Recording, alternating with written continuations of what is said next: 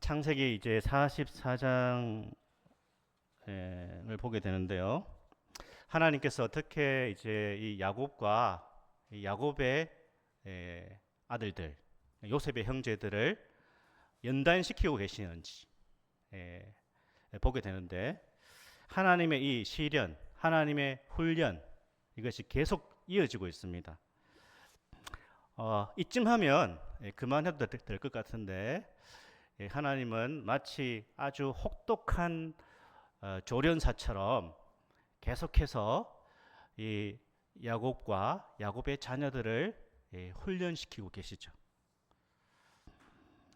43장까지 어쩌면 하나님이 내신 시험, 훈련, 이걸 잘 통과했습니다. 그런데 이제 마지막 관문, 마지막 테스트가 남아 있습니다. 바로 은잔 테스트, 은잔 시험이라고 하는 이 테스트가 남아 있죠. 요셉은 43장에서 베냐민에게 다른 형들보다 5배 많은 음식을 주었지만 이 형제들은 시기하고 질투하지 않았다. 그렇게 우리가 43장에서 살펴봤습니다. 그런데 요셉은 이번 44장의 이 은잔 테스트를 통하여서 이 형들이 진짜 변했는가, 진짜 성숙해졌는가 라는 것을 이제 시험해 보고 싶었던 것이죠. 그래서 우리는 이 44장, 창세기 44장 이 은잔 테스트가 어떠한 의미를 주고 있는지를 같이 한번 나눠보고자 합니다. 요셉이 베냐민의 자루에 은잔을 숨겼다라는 것이죠. 근데 이제 이 사실을 모르고 있습니다, 형들은. 그래서 이제 양식을 샀으니까 이제 또 베냐민과 또 시므온도 되찾아서 가나안으로 이제 돌아가려고 하죠. 돌아가고 있습니다. 이제 모든 것이 다 해결되었습니다. 홀가분한 마음으로 이제 집으로 돌아가서 아버지에게 양식도 보여드리고, 시므온과 베냐민도 이제 무사히 이제 돌아오게 되었다. 이렇게 이제 얘기할 일만 남았습니다. 그런데 갑자기 저 멀리서 요셉의 청지기가 쫓아오면서 아주 이렇게 심각한 말을 던지죠. 4절 5절 이렇게 말합니다. 청지기가 한번 읽어볼까요?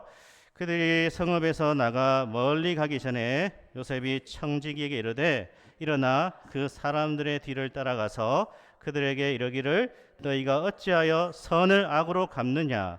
이것은 내 주인이 마시고 늘 점치는 데 쓰는 것이 아니냐?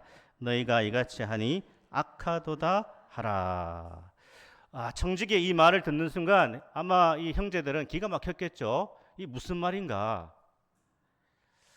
아마 아무 말도 나오지 않았을 것입니다. 정말 이제 날벼락 같은 얘기고 누명을 쓰게 된 거죠. 누명. 우리는 종종 이제 살아가면서 억울한 일을 좀 당할 때도 있습니다. 저는 이제 종종 살아가면서 의심을 좀 받습니다. 가정에서. 어떤 의심을 받을까요? 제가 이제 성격상, 제가 보기에 어떻게 보이시는지 모르지만 제가 좀 그렇습니다. 저는 성격상 이제 불필요하게 보이는 건 다 갖다 버립니다. 쌓아두는 성격이 아닙니다. 그래서 저는 이제 제가 판단할 때 안 쓰는 물건, 불필요한 것들은 바로바로 정리하는 그러한 성격이거든요. 아마 저하고 비슷한 분들도 있을 수도 있을 것 같습니다. 그런데 문제는 항상 집에서 뭐가 없어지면 모든 식구들이 저를 의심한다는 거죠. 제가 안 버렸는데도 무조건 없어지면 저를 부릅니다. 억울하죠. 살다가 억울한. 아주 사소한 거지만 우리는 살아가면서 여러 가지 이제 억울한 일을 당하기도 하는데요. 우리가 하지 않은 말을 했다고 하거나 하지 않은 어떠한 행동을 했다 이렇게 오해를 받거나 억울한 일을 당할 때가 있습니다. 그래서 의심을 받는 것만큼 참 기분 나쁜 것이 없고 힘든 일이 없겠죠. 지금 형제들은 이 억울하게 지금 누명을 쓰게 된 것이죠. 특별히 5절에 보니까 이 은자는 애굽의 총리, 그러니까 요셉이 아주 귀하게 여기는 물품이다라고 되어 있습니다. 가지고 마시며 늘 점치는 데 쓰는 것이다 이렇게 되어 있습니다. 고대 사회에서 이제 많은 사람들이 특별히 지휘관들이 점을 쳤다라는 것이죠. 물론 요셉이 그러진 않았는데 이것은 하나의 어떠한 이 과정 속에서 이제 이 얘기가 나온 것이죠. 물이나 포도주나 기름을 용기에 담아서 이 액체의 움직임을 통하여서 미래를 점치는 그러한 일들이 있었다라는 것이죠. 이 청지기가 하는 말은 이 은잔을 훔친 것은 굉장히 심각한 범죄다라는 것을 지금 드러내고 있는 것입니다. 이 요셉의 마지막 은잔 테스트는 형제들에게 꼭 필요했다라는 것인데 이것은 이제 마지막 시험이라는 것이죠. 이 시험을 통하여서 은잔의 이 시험을 통하여서 이 형제들의 진정한 이제 신앙의 어떠한 인격의 실력이 드러나게 되는 것이죠. 그래서 이제 은잔 시험이 이 창세기 요셉 스토리에서 마지막 테스트인데 이 관문이 좀 어려웠다라는 것인데요. 그렇죠. 우리는 시험을 종종 봅니다. 학생들도 시험을 보고 시험을 보는데 시험이 너무 쉬우면 안 되겠죠. 공부를 조금만 해서 풀 수 있다면 이제 시험으로서의 의미가 없을 것입니다. 우리는 참 이 어려운 시험을 통과하면서 자신의 실력을 확인하게 되는 것이죠. 영적인 세계도 마찬가지죠. 하나님께서 우리의 인생 속에 여러 가지 시련과 시험과 환난을 통하여서 우리의 영적 신앙의 수준을 향상시키시고 또 테스트해 나가신다는 것입니다. 하나님께서 이 시험을 통하여서 형제들의 가장 취약한 부분, 바로 이기심, 자기 중심성이라고 하는 그 이기심이라고 하는 것을 극복해 나가도록 하나님께서 계속 이 형제들을 몰아가신 것이죠. 그런데 이 44장에도 여전히 이 형제들의 이기심이라는 것이 완전히 극복이 안 됐다라는 것을 볼 수 있습니다. 우리 9절을 한번 볼까요? 9절 말씀 한번 읽겠습니다. 당신의 종들 중 누구에게서 발견되든지 그는 죽을 것이요 우리는 내 주의 종들이 되리이다. 이렇게 말합니다. 이 말에는 누구에게서든지 그 은잔이 발견되면 그는 죽을 것이다. 이렇게 말합니다. 이 말은 굉장한 이기심이에요. 왜 그렇습니까? 이 도둑질, 남의 물건을 훔친 것이 고대 사회 율법에서는 그 사형죄에 해당하지 않아요. 그런데 사실 이 말을 한다라는 것은 뭐죠? 자신은 훔치지 않았다라고 하는 그 확신이 있고 이것을 훔친 사람은 죽어 마땅하다라고 말하는 건데 그것은 이 말을 하는 사람이 여전히 이기적이라는 것을 드러낸다는 것이죠. 그렇죠.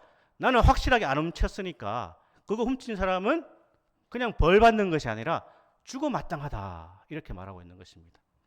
사람은 어떤 존재인가요?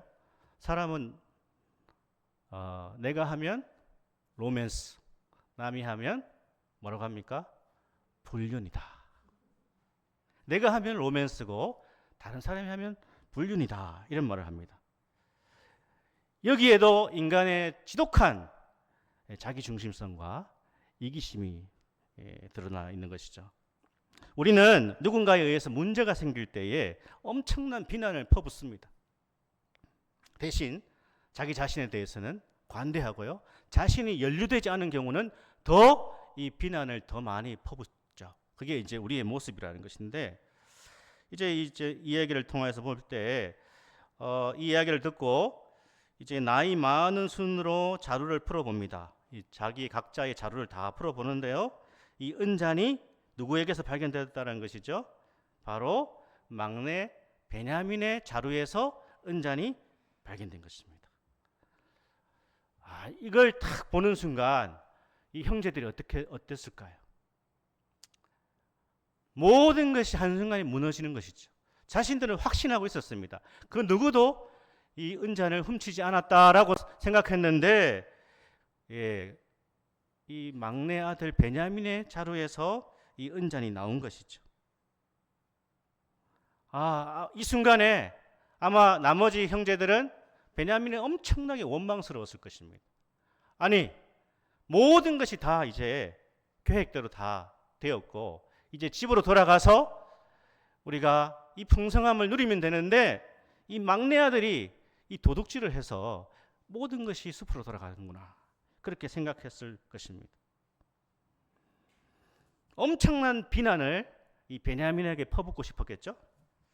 그러나 오늘 본문에 보면 이 나머지 형제들은 아무 말도 하지 않습니다. 13절에 볼까요?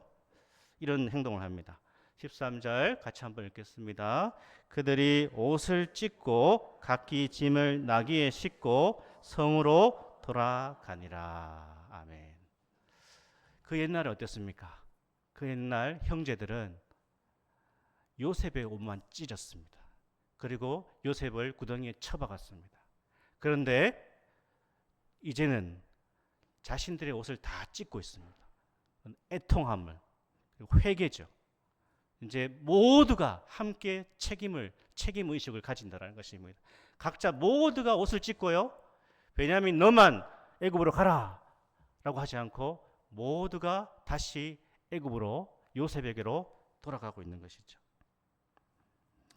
사실 이 시험은요, 출제자가 요셉이 아니라 하나님이시죠. 그래서 형제들은 이 은잔이 발견된 순간 하나님께서 자신들의 인생에 하시는 일을 직감적으로 깨달은 것이죠.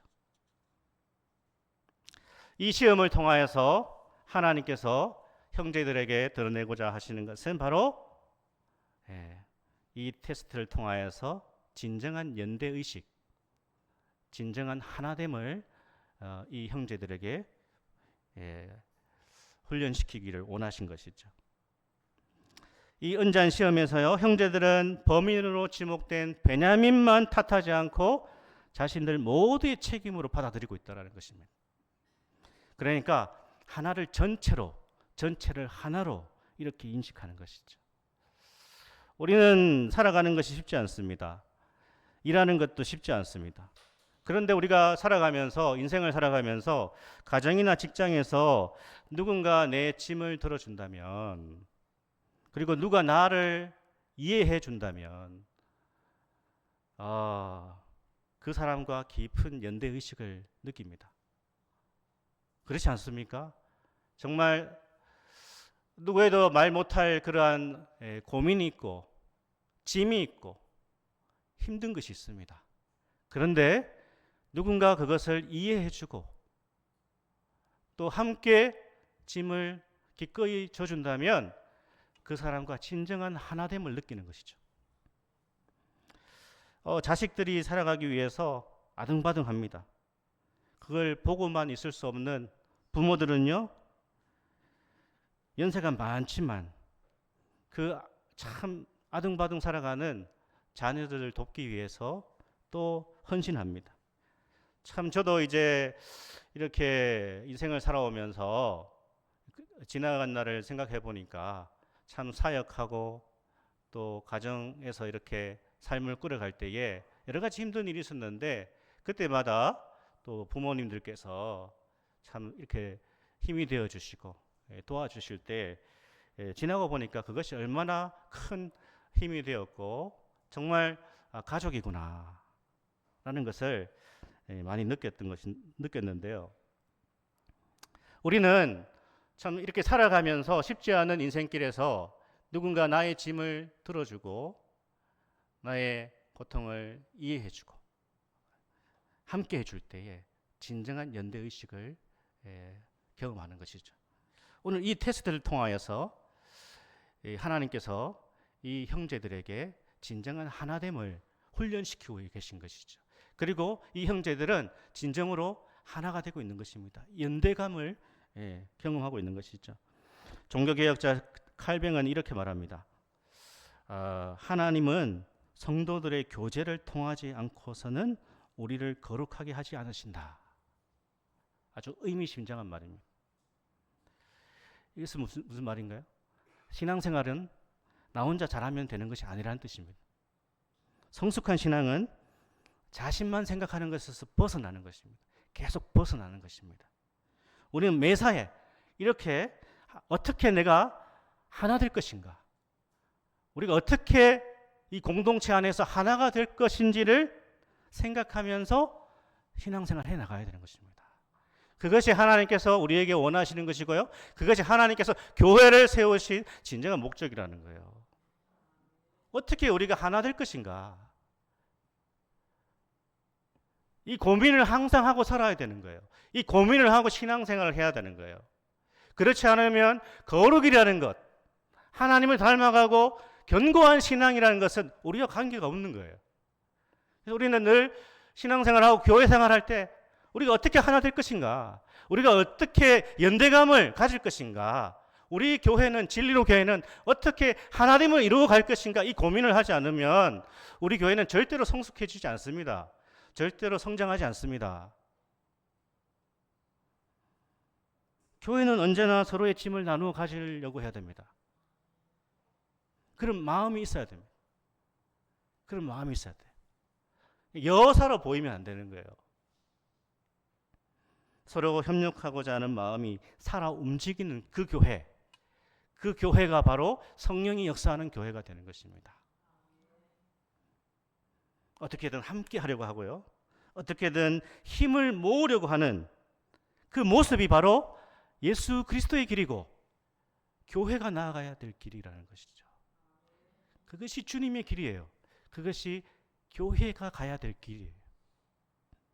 우리는 삶의 어려움들을 함께 헤쳐나가면서 진정한 연대의식을 경험하고요. 하나됨을 경험합니다. 이 테스트를 거쳐나가야 참된 성숙이 이루어지는 것이죠. 자, 요셉의 말에 형제들 중에 유다가 또 나서서 말합니다. 유다의 말이 매우 설득적입니다. 유다는 16절에 이렇게 말하는데 우리 16절을 한번 보겠습니다. 같이 한번 읽겠습니다. 유다가 말하되 우리가 내 주께 무슨 말을 하오리까? 무슨 설명을 하오리까? 우리가 어떻게 우리의 정직함을 나타내리까? 하나님이 종들의 죄악을 찾아내셨으니 우리와 이 잔이 발견된 자는 다 내 주의 노예가 되겠나이다. 하나님이 우리의 죄악을 찾아내셨다. 하나님이 우리가 과거 했던 그 모든 잘못 그리고 그 죄를 하나님이 발견하신 것이다. 우리 모두가 요셉의 노예가 되겠다. 이렇게 유다가 탁 나서서 얘기를 합니다. 그러니까 유다는 베냐민만의 잘못으로 생각하지 않고 형제들 모두의 잘못으로 그렇게 여기고 있다는 것이죠. 그때 요셉이 이렇게 말합니다. 자, 17절을 볼까요? 17절 한번 읽어보겠습니다. 요셉이 이르되 내가 결코 그리하지 아니하리라. 잔이 그 손에서 발견된 자만 내 종이 되고 너희는 평안히 너희 아버지께로 도로 올라갈 것이니라. 도둑질한 그 베냐민만 가면 돼. 내 종이 되면 되고 너희는 괜찮아. 그냥 돌아가. 이렇게 말합니다. 과거 같으면 어떻게 했을까요? 아마 과거의 형제들 같으면 아멘 했겠죠. 쏙 빠져나가겠죠. 그런데 유다는 다시 마음을 담아서 우리가 다 읽어보지는 않지만 긴 연설을 하는데요. 세 구절을 한번 살펴보겠습니다. 31절, 33절, 34절만 우리 같이 한번 읽어보겠습니다. 아버지가 아이의 없음을 보고 죽으리니 이같이 되면 종들이 주의 종 우리 아버지가 흰머리로 슬퍼하며 스올로 내려가게 함이니이다. 이제 주의 종으로 그 아이를 대신하여 머물러 있어 내 주의 종이 되게 하시고 그 아이는 그의 형제들과 함께 올려 보내소서. 그 아이가 나와 함께 가지 아니하면 내가 어찌 내 아버지에게로 올라갈 수 있으리까? 두렵건대 재해가 내 아버지에게 미침을 보리이다. 아멘. 유다는 지금 베냐민의 목숨과 아버지 야곱의 목숨이 생명이 연결되어 있다 이렇게 호소를 하고 있습니다. 이 야곱이라고는 아버지는 유다에게 어떤 아버지인가요? 편애를 보였던 아버지입니다. 부족했던 아버지입니다. 그러나 유다는 지금 그 편애가 심했던 그 부족한 아버지를 품고 있습니다. 자기가 종으로 대신 남겠다 이렇게 말합니다. 유다는 자기 아버지를 동정하고 있습니다. 아버지를 원망하지 않고 요셉만 베냐민만 편애했던 그 못난 아버지를 어쩌면 용서했다라는 것이죠. 심지어 자신보다 더 사랑을 많이 받았던 동생 베냐민을 위해서 기꺼이 대신 제가 희생하겠습니다. 과거의 유다는 어떻게 말했던 사람이죠? 창세기 37장에 보면 요셉을 팔아버리자 그렇게 말했었습니다. 유다는 정말로 변했습니다. 유다는 많이 변했습니다. 유다는 많이 성숙해졌습니다. 최근에 저는 젊은 세대로 부흥하는 그 교회의 이야기를 들었는데요. 그 교회 공동체가 너무나 이제 귀하다 그런 생각을 했습니다. 이 젊은 목사님이 한 15년 전에 이 인근에, 이 지역은 아닌데 이 지방으로 낯선 지역에 와서 개척을 시작하다가 많은 이제 고생과 또 시련을 겪었는데 은혜 가운데 이 교회가 많이 이제 성장을 했습니다. 그런데 교회가 이제 은혜 가운데 쫙 이렇게 성장해 나가는데 교회에 큰 문제가 하나 생겼다라는 것이죠.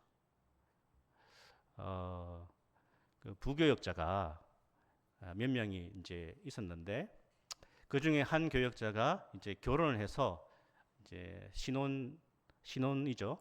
막 결혼을 했는데 그러나 참 충격적인 사건이 그 교회에 일어났다라는 것이죠.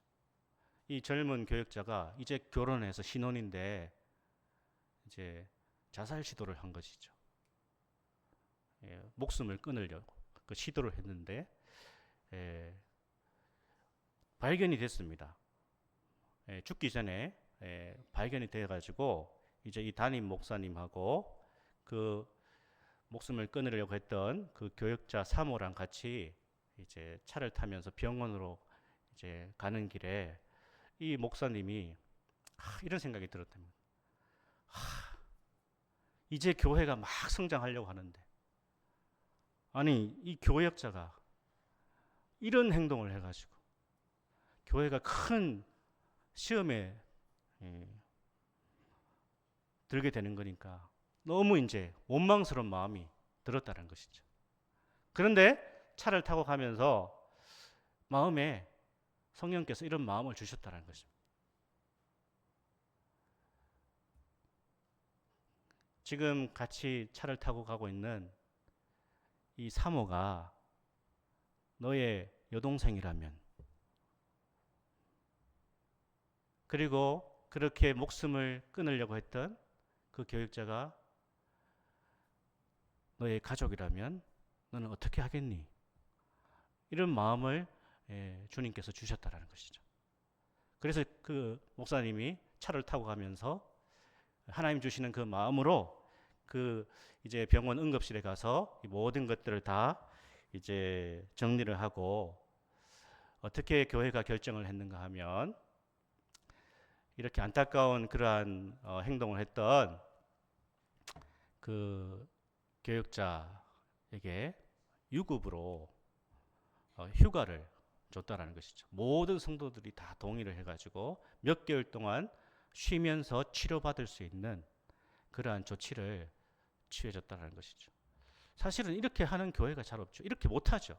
그런데 모든 성도들이 이 목사님의 그 뜻에 한 마음이 되어서 그렇게 결정을 하고 그 교역자는 충분히 쉼을 누리고 또 치료를 받고 지금 그 교회에서 여전히 사역을 잘하고 있는 그런 얘기를 제가 들었습니다. 그 교회가 참 하나님의 은혜 가운데 이렇게 아름다운 공동체로 계속해서 성장하는 이유가 있었구나 그런 생각을 한 것이죠. 우리는 종종 잘못된 판단으로 가정을 망친 아버지나 어머니를 비난할 수도 있습니다. 가족을 고통에 빠뜨린 아들과 딸을 정죄할 수 있습니다. 교회에 문제를 일으킨 성도를 혐오할 수도 있습니다. 하지만 요셉처럼 하나님은 우리가 이러한 상황에서 어떻게 믿음으로 반응하는지를 보기를 원하시죠. 유다는 예수님처럼 계속 그러니까 품어주고 있는 것입니다. 끌어안고 있는 것이죠. 대신 이 무거운 짐을 지고 있고요. 대신 희생하고 있고 대신 그 문제를 이제 자기가 해결해 주고 있는 것입니다. 이것이 진정한 성숙이고 이것이 참된 변화라는 것입니다. 하나님은 어쩌면 우리에게 이것을 우리 공동체에서 이 시험까지, 이 훈련까지 나아가기를 원하신다 여겨지는 것이죠. 우리가 가족을 비난하고요, 교회를 비판만 하고 있다면 하나님께서 이러한 역사들을 우리에게 이루어 주실 수 없는 것입니다. 하나님은 우리를 사랑하십니다. 하지만 우리가 도무지 하나님께서 원하시는 모습으로 변화되지 않고 성숙하지도 않고 성숙해지려고도 하지 않는다면 하나님 어떻게 하셔야 될 걸까요? 하나님 물론 우리를 사랑하십니다. 그러나 하나님은 우리를 향한 하나님의 기대가 있으시다는 거예요. 우리가 하나님의 뜻을 저버리고 하나님께서 우리에게 기대하시는 것을 생각하지 않고 여전히 우리는 인간적으로 살아가기를 원한다면 하나님은 어떻게 하시겠습니까? 징계하실 수밖에 없는 거죠. 히브리서 12장 6절에 이렇게 말씀하시는데요. 같이 한번 읽겠습니다. 주께서 그 사랑하시는 자를 징계하시고 그가 받으시는 아들마다 채찍질 하심이라 하였으니. 하나님은 자녀들이 알아들을 때까지 징계를 하신다는 것이죠. 이 징계의 목적은 교정입니다. 미워서가 아니라 정말 사랑하시기 때문에 우리를 시험하시고 훈련시키시고 연단시킴으로 인해서 하나님께서 우리를 향해서 가지고 계신 그 기대만큼 우리를 계속 끌어올리시기를 원하신다는 것입니다. 우리를 정말 어떻게 해요? 하나님을 닮은 그러한 존재, 그리스도를 많이 닮은 존재로 계속해서 만들어 가시는 하나님의 그 계획은 포기할 줄 모르신다는 것이죠. 그래서 이 시험은 꼭 필요했던 것입니다. 이 모든 상황을 지켜본 요셉은 어떻게 합니까? 오늘 우리가 마지막으로 읽었던 그 장면에서 요셉이 대성통곡을 하죠. 45장 1, 2절을 같이 한번 읽겠습니다. 요셉이 시중하는 자들 앞에서 그 정을 억제하지 못하여 소리질러 모든 사람을 자기에게서 물러가라 하고 그 형제들에게 자기를 알리니 그때에 그와 함께한 모든 사람이 없었더라. 요셉이 큰 소리로 우니 애굽 사람에게 들리며 바로의 궁중에 들리더라. 아멘. 요셉이요, 형제들의 이 모습과 형제들의 이 말, 유다의 말을 들으면서 큰 감동을 받은 것입니다. 요셉은 이 은잔 테스트를 통해서 정말 형제들이 과거의 그 사람들이 아니구나, 참 변화되었구나. 요셉은 이 순간 그의 오랜 상처가 치유되고 있었습니다. 마태복음 5장 16절에 예수님 말씀하십니다. 우리 같이 한번 읽겠습니다. 이같이 너희 빛이 사람 앞에 비치게 하여 그들로 너희 착한 행실을 보고 하늘에 계신 너희 아버지께 영광을 돌리게 하라. 아멘. 시련과 연단을 통과한 성도들, 하나님의 훈련을 잘 마친 성도들은 그들의 삶, 그들의 착한 삶, 그들의 변화된 삶, 그들의 그리스도 안에서 새로워진 삶을 통하여서 선한 결과를 반드시 맺게 하신다는 것이죠. 우리가 믿음으로 변화된 삶을 살아갈 때에 세상 사람들은 생각하게 되는 것입니다. 저 사람이 저렇게 살아갈 수 있는 이유가 뭘까? 여러분, 우리는 세상에서 잘 될 때도 사람들이 영향을 받겠죠. 아, 예수 믿는 저 사람 잘 되는구나, 복을 많이 받는구나, 물질적인 축복도 받고 건강하구나, 하는 일이 잘 되는구나, 거기도 영향을 받지만, 그러나 또 어떻게 해요? 이 세상에서 뭔가 시련과 고난과 어려움이 있는데 저 예수 믿는 사람은 어떻게 해서 저렇게 그 가운데서도 인내하며 만족하며 삶을 계속 저렇게 꿋꿋이 살아갈 수 있을까? 이것으로도 영향을 받는 것입니다. 이렇게 하나님이 우리에게 인생 가운데 허락하신 하나님의 훈련장에서, 하나님의 연병장이라고 할까요? 하나님의 연병장에서 잘 이 훈련을 거친 신앙, 시험과 연단을 통과하면서도 여전히 하나님의 은혜 가운데 믿음으로 평안을 누리며 살아가는 그 삶을 통하여서 반드시 은혜로운 결과를 우리의 삶 속에 허락하신다는 것이죠. 이것이 시험이 주는 진정한 복된 결과라는 것을 오늘 본문이 말씀하고 있습니다. 말씀을 정리하겠습니다. 예수님은 유다 지파를 통해 오셨습니다. 오늘 본문에서 유다를 우리가 주목하셔야 됩니다. 유다는 예수님의 대속을 미리 보여주고 있습니다. 예수님은 유다가 보인 이 희생, 유다가 보인 이 대속보다 더 온전한 희생과 대속을 치르셨습니다. 예수님은 모든 죄인들, 우리를 대신하여 죽으셨고 희생을 당하셨죠. 예수님의 대속으로 우리가 살아났습니다. 이것이 복음이 주는 놀라운 희망이라는 것입니다. 때로 우리 삶에 가혹한 시험이 찾아올 수 있습니다. 하지만 그 시험은 우리를 보다 더 단단하게 연단시키시는 하나님의 은혜의 도구라는 것이죠. 우리가 받는 강도 높은 훈련은 우리를 망하게 하는 것이 아니라 우리를 온전히 변화시키는 하나님의 선한 테스트라는 것을 믿을 수 있기를 축복합니다. 무엇보다도 수많은 연단을 통하여서 우리를 하나로 묶으시는 거예요.